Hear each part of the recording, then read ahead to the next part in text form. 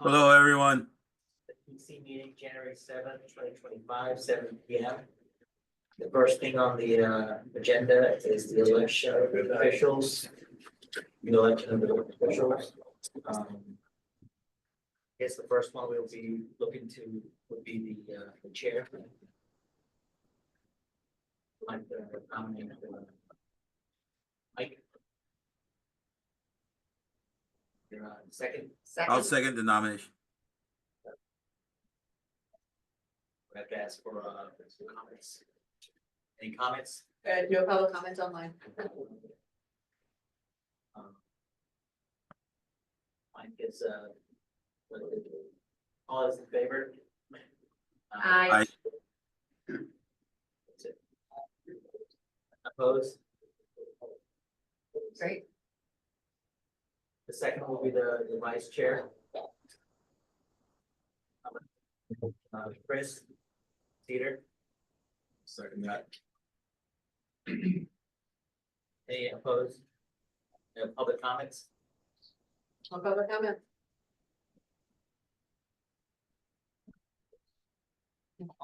All in favor? Aye. Aye. Aye. Nominated. Okay. Next item on the agenda is the meeting minutes from December 3rd, 2024. Anybody had an opportunity to review the minutes? Have any comments? I was not in attendance, so I can do it. No comment. I read them. They look good. Okay. Jason, comments? No comments. Okay. I will make a motion to approve the meeting minutes dated December 3rd, 2024. Second. Second. Any public comment? No public comment. Okay, all those in favor? Aye. Aye. Opposed? Minutes are approved. Next item on the agenda is the PBO comp plan alignment discussion. Bill was going to bring a list of desired outcomes for us to talk about at this meeting. He's not here tonight. However, I do think that since Stacy is new to the board and Nick was not here at this last meeting, they can kind of give us their, 30,000-foot view about what they think they'd like to see in the Devon Center district, and then we can kind of use that to keep the ball rolling and discuss. We can file that with Bill's list and keep moving forward next time. So, Stacy, do you have any thoughts on the Devon Center? I do. I was involved with the rezoning for Berwyn, and I was involved with the task force that was part of Devon, what feels like a million years ago. And I've lived in Devon and I live in Berwyn. So my thoughts are that we should look at what we've done in Berwyn with regards to having a village commercial type zoning along Lancaster Avenue. I do think the transitional zoning of the village works very well, and I think that would be appreciated by the neighbors that are on either side, although you do have the train tracks on the north side of the road. But I do think on the south side, it would be appreciated to have some sort of a lighter use, but obviously there are some commercial uses in that area. I also believe that we should look at what Tredyffrin does in the other half, the eastern part of Devon, because there probably should be some, I don't think, listen, we don't have to do anything with them, but I do think we should at least take a look at and have some consideration of what their zoning looks like, literally at the line where Devon Vet and the bank is, because it's not like Devon just stops there. It does continue, and those neighborhoods are impacted by really the Tredyffrin side and the east side, town side. So I don't think it would be bad for us to just look at it, look at what they consider usable in that area, and what the zoning looks like there, and then just have that as a consideration when we're looking at Devon. I do think we can reuse a lot of things that we did in Berwyn, but then make adjustments to Devon, because it is its own identity and it is different than what the village is, just because of how it's situated with the roads. And, you know, I guess we do need to look at, the horse show grounds in that area and how does that impact? Could that in the future be developed at some point? Would it never be developed at some point? But, you know, we may need to consider that long-term, because to me, when we're looking at zoning, we're looking not for us, but our children and our children's children and their life and what their expectations and what they want their community to look like is gonna be different from what we think is normal and good. So those are my thoughts on that. I agree with you on the different stuff. I mean, we don't have to match it, but you know, you want to have complementary. I think it needs to complement. I don't think it needs to match at all. Yeah. Nick, do you have any thoughts, anything else you want to add or?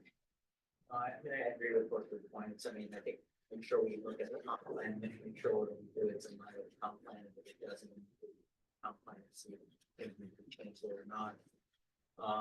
Also trying to promote the accessibility and walkability to the train station. I think that is like the central piece there, so something to make sure that we take that into consideration. I know we have a lot of things under works right now that are doing that already with the grant we had with the sidewalk, so there is some work being done for that as well currently, the circulation. That's it. Chris, you were here last night, but I mean, last month. Yes. Is there- Yes. No, I think all good comments. I think that's, everyone said everything is very good. I think we're on the right track. Are we on the right track? Yeah, I always have input in this. I hope that's okay. Yeah, so, and my input is just sort of procedural, government oriented, not content oriented. So, first, I think you broadly need, you know, do you want passive or active? You could change the zoning and nothing's gonna change, which nobody's gonna come in, nobody's dying to build stuff in Yeah. Berwyn. And you just have to be intentional about it.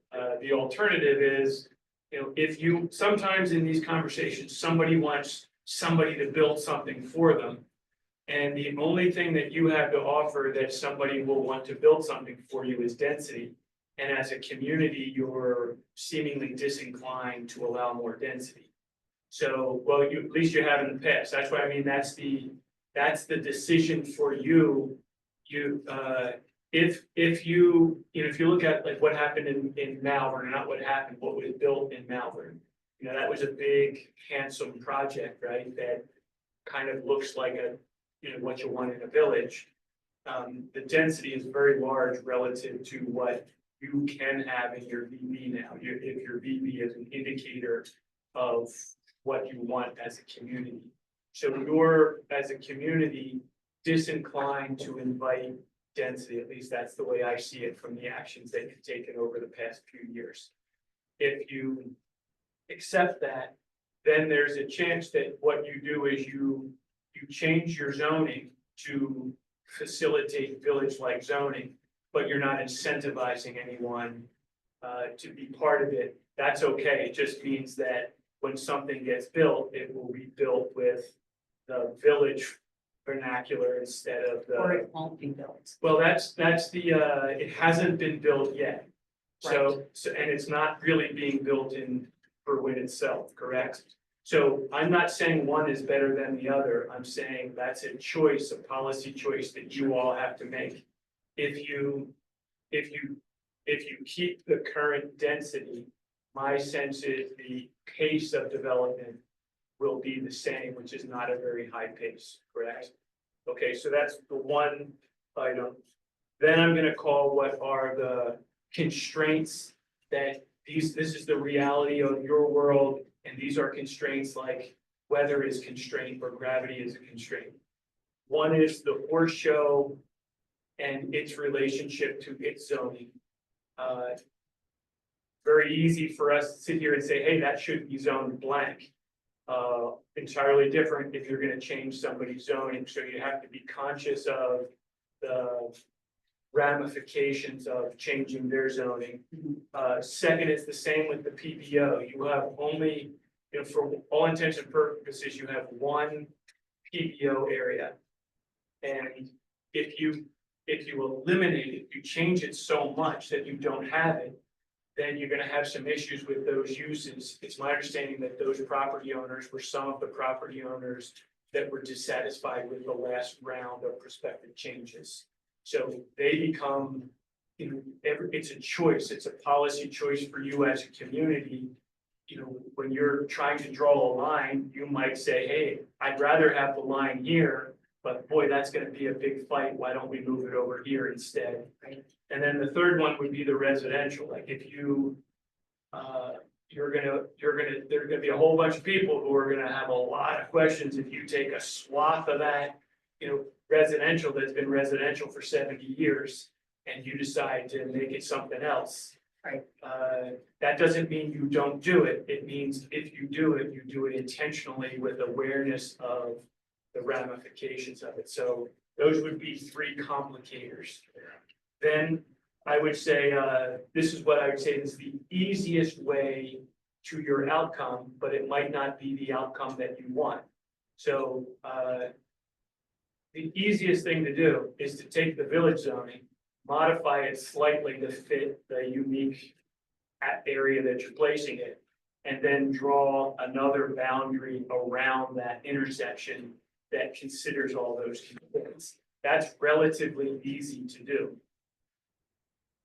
Might not be what you want, and it certainly isn't gonna facilitate that active, you know, where somebody comes in and they build 2 city blocks that are different than what you've done in the past. So, so from as I see it, you've gotta sort of make your peace with the passive active part of it, which I'm gonna guess is gonna center on density a lot. Like, I'm gonna guess that if you want somebody to come in and build you a town square, my gut tells me you've gotta let them put a lot of apartments in there, and you might not want that.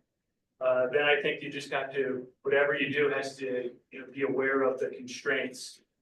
And then you've got to, if you decide you want that easy route, relatively easy to draw a box around the intersection and change it to BB, but it just might not be what you want. So, you know, big policy questions before you start hiring people to get into the details of where the line should be. Sure. And then the last sort of distinction to that is, are you satisfied with the previous planning? And is this an implementation exercise?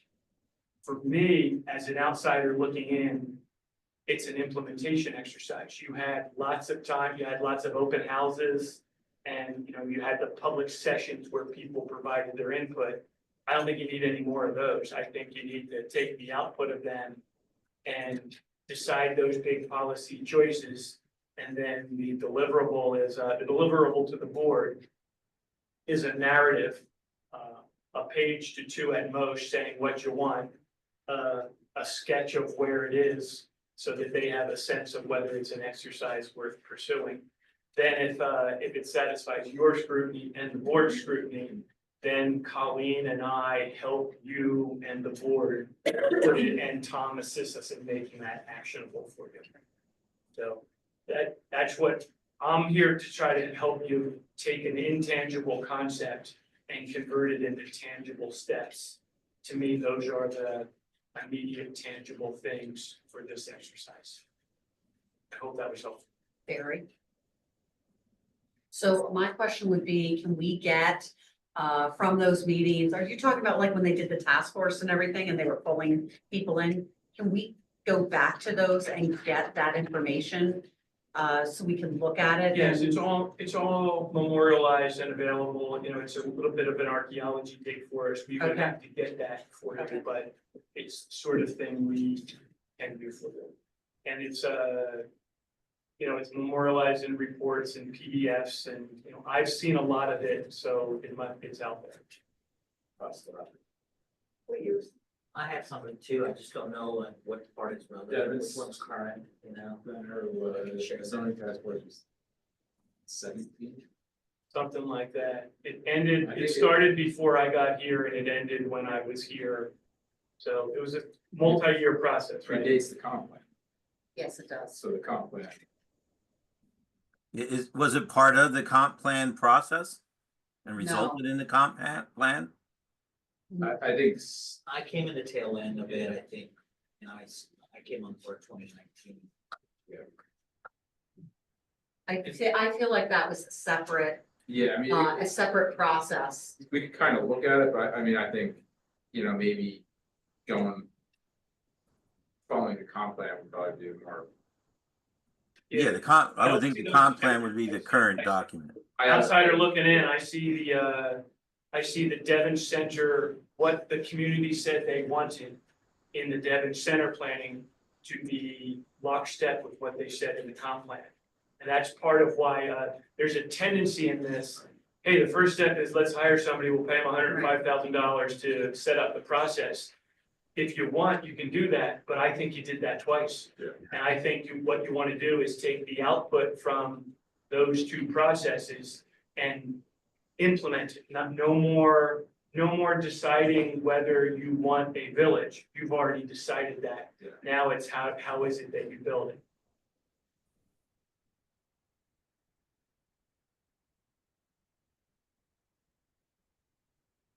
I can try to dig up that stuff in my email. And we'll dig that up for you, meaning that's our job. If you decide that that's what you want to facilitate this process, we can get you that. I have images of reviewing the minutes, that every one of the meetings had minutes. And if you put all the minutes in series, you get a pretty good sense of the development of the process. I just feel like a review of that. I know what the comp plan says, but it's always good to just see, because that's raw data from the community, and that might be helpful in reviewing the comp plan, and then kind of coming up with just what you said, where are your borders, what nuances you have. Yeah, that'd be helpful to see. Publication boards a lot better. But I think you're right about if the minutes are good and good summary, maybe that's all. Yeah, the minutes are one of the sources of, this came up again when there was it came up again a few years ago, I forget the context. And for whatever reason, it pushed me into I had to get the answers. Yeah. And it pushed me into the minutes, and here was a PowerPoint presentation that somebody made. So between minutes and PowerPoint presentations, you get a pretty good sense of what the community said. Okay. As I would see it, your task is to take the output of that and convert it into something actionable.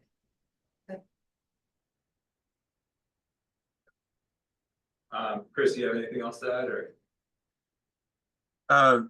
It seems like one of the challenges is to find someone to pay for a town center when there's really no incentive for a builder to build enough to pay for a town center, and that we're not willing to raise taxes to buy the land ourselves and pay for a town center. So I kind of see that as one of the major conflicts in the goals. Yeah. And that's kind of why I was interested in, can we figure out some kind of zoning that entices builders to do both what we want? And I think that was Don talking, right? I think Don's kind of said the only thing we can offer is density. So. Well, and that's so I'm not trying to tell you, I'm not trying to tell you all what to do. I'm trying to empower you. No, and I think you laid it out with If very you good feel understanding of otherwise, the mechanics of it. you have changed a lot of zoning lately, and it hasn't changed the pace of development. So Right. just think, if you were a developer and somebody wants you to build something for them, you have to get something in return. Right. We have runaway, if somebody puts a postage stamp in Easttown, somebody will put a house on it, and sell it for $900,000.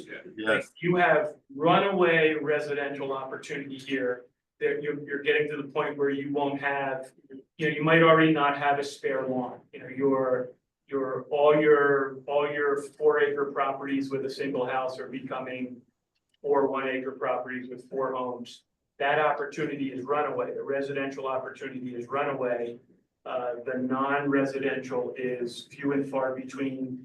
Something like 1 demo permit in the village in 4 years, what we talked about today, something like that. Yeah, it's very, very. Yeah, so you just do not have the incentive is not to build a village.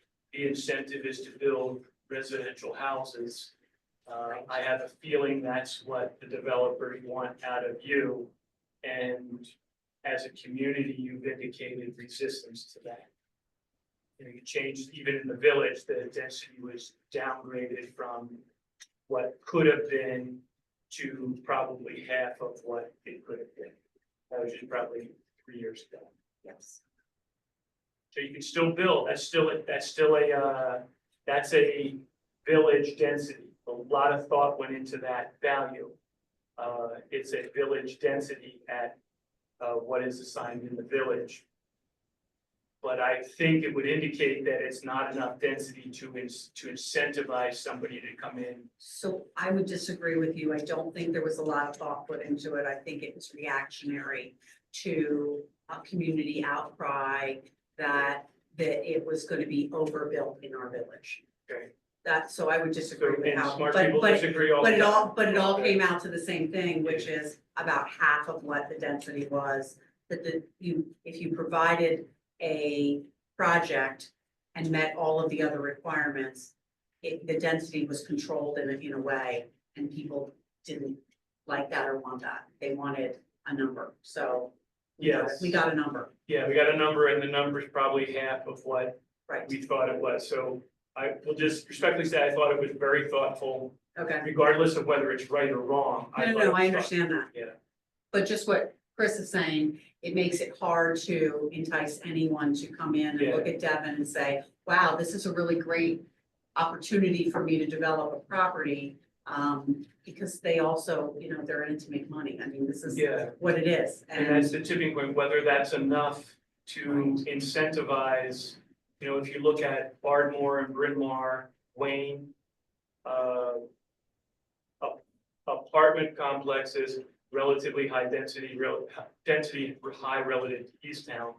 For better or for worse, the community seemed willing to accept it. So, that's kind of that's the trade-off. And I don't think it's that one is right and one is wrong. It's that each has ramifications and you just have to make them intentionally. So if you choose to keep the density where it is, and what will be built can eventually become a village-like thing, it would just seemingly take a long time. If you change the density requirement, maybe that's how you get somebody to build you a town center, that sort of. Sure. And if we are looking at density, there are certain things that can't be changed with density, like impervious coverage and stuff like that.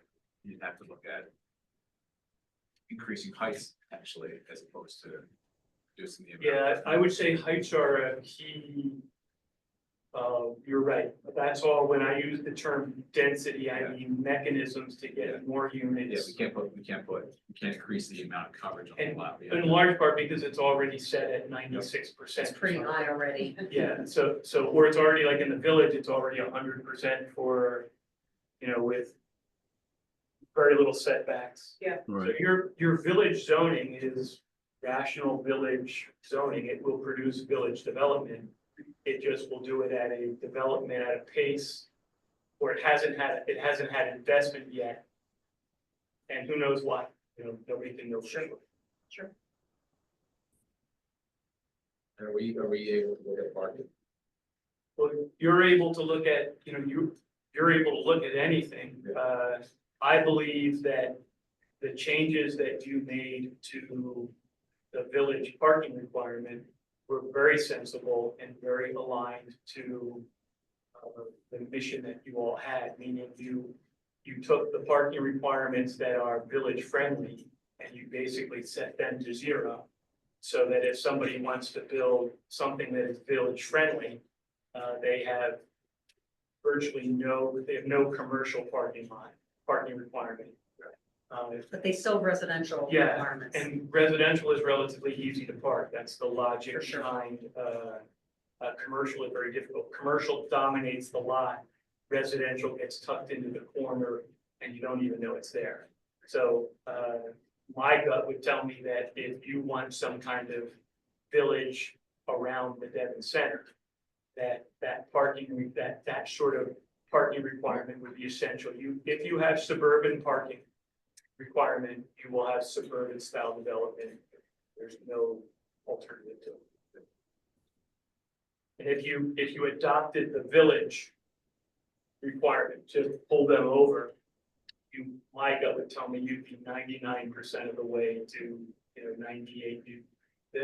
Those are very thoughtful rules, and they are aligned to village development. Has the village parking, relaxation, can you see an increased tick of development in the village because of that? No, Greg Collins, there's no anecdotal, and it hasn't been that long, it's been less than a year, right? Yeah, So, I don't even know if anyone even like. I can knows. tell you, we didn't so when we were talking about developing the food shop, we had planned to have a parking lot in the back. And the reason why is because the intention was to have a coffee shop there, and there wasn't enough street parking around it to make it make sense. So we were providing parking in the back, and Colleen said, you don't have to have that, it's changed. And I said, but I won't be successful there if people don't have a place to pull in and pull out, and there wasn't enough going on the street. Again, I think that's very sensible. The change you made didn't forbid parking, it just relaxed the requirements. So if the 100%. market, if the developer said, well, I'd rather have this, you still have Yes. that opportunity. But if we wanted to take where like Zumo Bikes is, and we have 0 parking there, we could put a coffee shop in Yeah, there you could put the and- village-friendly uses that you Yes. all approved in there. and not be tied because we don't have parking there. Whereas if you were to rebuild that with those same uses, Yes, you'd have 3/4 of the lot covered in parking. right. And you can't sell enough coffee to build a Correct. parking deck, that Yeah. sort of thing. So, there's a lot of sense to your village zoning. It could become a starting point to your Devon Center zoning, and then adjust it on its margins to achieve differences that you want.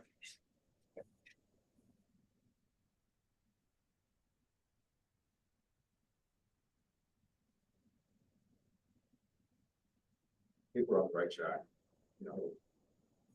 So then the tangible, like the step for us as staff, is we will dig up the kind of summary of that Devon Center exercise and give you the data, and your task with that is to use that to affirm what you think the mission, what you think the communication of the citizenry was. I've been around it a lot. It seems like everyone seems to want that village-like zoning. That's pretty much, I think that's a strong message from the exercise, but it will let you see the output of that, and you can use that for the decision making. Okay. And then I suppose And we should probably look at the comp plan too. the comprehensive, same idea as informing your. And then I would think your first deliverable to the board is a narrative that describes what you want. So if you get caught up in the details, if you get caught up into the line will be here and the curve will be 8-inch reveal here, you'll never get past that. So a narrative 1 to 2 pages. I would think a map would be helpful, and hey, generally around here, maybe not even the line street by street, maybe just a circle that sort of says, this would be the new Devon Center area. And that to the board, because if the board thinks that's a horrific idea, there's no reason to proceed. And you want little buy-ins and check-ins with the board. You don't want to proceed past a point where it's not doing you any good. And in your narrative, you don't have to make these conclusions, but in your narrative, it could be, hey, we think in this center that the height should be allowed to be blank. We think the density should be allowed to be blah. And if you think something that the board doesn't, then they can tell you that they're not supporting that, and then that constrains you a little bit also, but it's better for you, to me, it's better for you to do that than for you to craft something only to have it be dead on arrival at the board because it doesn't have support. And would this be treated like an overlay over with the existing PBO? You know, I think that's like when we get to it, I think we have that kind of discussion with Tom, figure out, Okay. correct, Tom? Well, I think we discussed that a little bit last time. If it's Yes. an overlay, it doesn't force people. I mean, if the vision is, this is what we wanted to look like, then it would just be rezoned.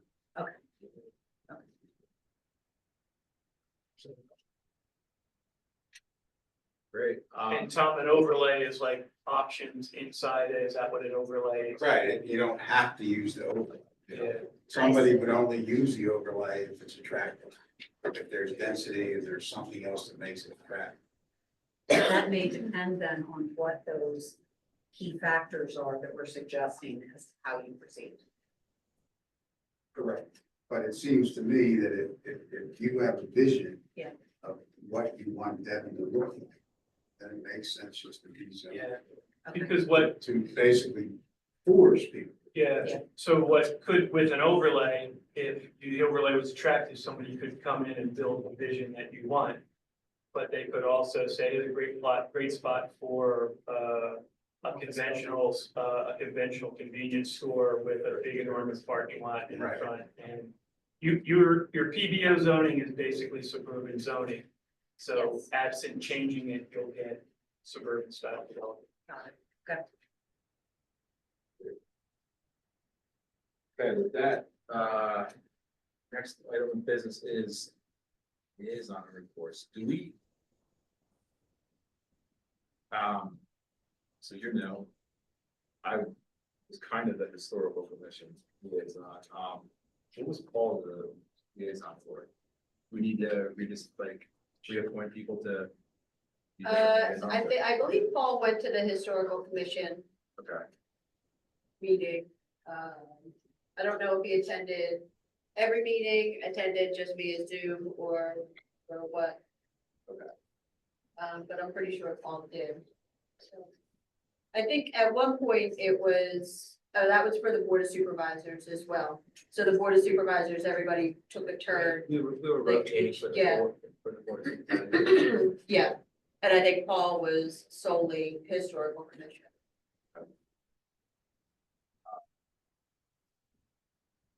What other liaisons would we need? Historic and board of supervisors? I believe those were the only two that, you always follow that kind of stuff. Yeah, so on my pet bike, we usually have two PC members, and Bill was one of them, but I mean, you were actually Part of it too. volunteering up and out, so I think maybe when Bill comes back, we can figure out. Yeah, three, so. I can go on as Eda Enterprises and not necessarily as planning commission. I mean, I can talk to Bill. yeah, I don't, well, we definitely cannot have three members attending because then that would be A meeting. quorum, yeah, Right. yeah. That's So- fine. I don't make most of them anyway, so it might work out perfect. I mean, I can talk to. What's that? You want to do this? I could do historic only because somehow I got roped into the East Town 250. So I have to have conversations with them on a pretty regular basis. So you wouldn't mind doing so. Yeah, I don't mind doing historical. All right, well, if you want to start doing this. I'll be there tomorrow, as a matter of fact, Great. getting that awning approved. And Chris, you were doing board of supervisors, right? I was, but I'll be honest, I didn't do it every time, so. Okay. But I mean, I guess we could probably split that up a little bit and. Okay, Share responsibility for that if I'm not doing historical, so. Let's do that. yeah, I'm happy to continue. I think I went to 2 or 3 of them, listened to a couple of them Zoom, and then read the minutes to the others, so. I find that there's not that much that gets covered in there that we don't find out about anyway, but if we don't attend, but maybe with the zoning differences that we're thinking about, it's worth it to be little bit more proactive and attend the meeting. So I'm Okay, so happy to. I guess do it. with that then, do you have anything to report from the board of supervisors? I don't. No. Nick, do you have anything to say about that, like? We actually didn't have a meeting in, December. Okay. Um, I do have the notes from the November meeting and, Okay. you weren't here, November, so you want to just. call that, you know? yeah, and I saw Bill gave a little update, but he said he didn't have everything. I think the goal was, knowing that the 2025 projects were gonna go in.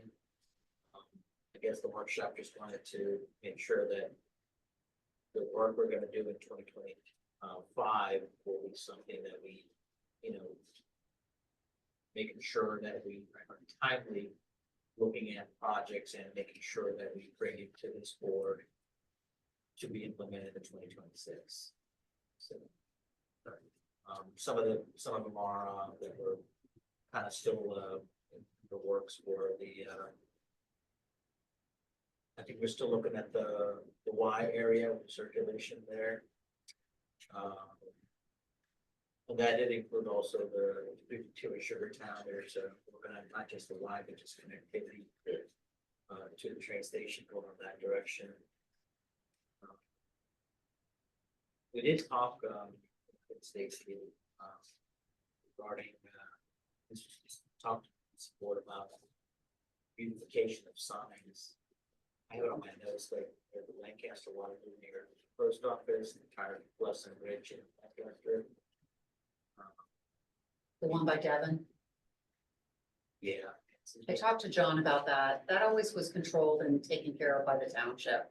So I think it just needs some radical pruning and Do maybe the you want me to signage. give an update? I don't think everybody knows. So the corner, at the corner of Waterloo, I guess that's Waterloo Road and Lancaster Avenue, where the Devon Post Office is, there's Devon Avenue that goes up on an angle to the train station. There's a little teeny tiny sliver of ground that says, "Welcome to Devon," and has this cute little sign that's carved. And it had rose bushes and other stuff, and now it's quite overgrown. And John had sent me an email and asked who took care of it historically, and it was always the township had taken care of that. I mean, that goes back to like Gene Williams' times, which was years ago. And so, you know, I said to him, if you want, we could certainly talk to like some Boy Scout, Girl Scout groups. We could talk to the Rotary and see if they would step up and like maybe maintain some of those areas. He said it needs a little more radical care first, and then maybe maintenance could be done by some of those groups. Is there a sign near Tires Plus and Bridge in Lancaster? Yes, there's a sign, actually, it's the carved sign that's on that brick, like little wall that's kind of curved, and it has cars and it says Berwin on it, I think. That definitely needs some love. Yeah. And I think that's Tires Plus is responsible for that. Those don't need a lot of planning. Those are good ideas that we don't even know about until somebody brings them up. Yeah. So, I think that's a matter of John? contacting Tires Plus, and if somebody wanted to go in, like I said, if like the Boy Scouts or Rotary wanted to go in and like maintain that a little bit better for them, they would probably be correct. And it would be better than it ever would be done by them. The Devon site doesn't have any water availability, does it? I don't think so. It's hard unless you connect it to like the post office. I mean, Jack Campbell at the tech, what used to be the Texaco station, now it's Liberty. I mean, he would certainly let you run a hose over if you wanted to water something, but it's pretty hard. John's on. And I think the last thing the workshop was looking at is the Sharpwood Reserve. Now that property's been acquired, you know, what's the next step? So there's some vision on that. It's gonna be like.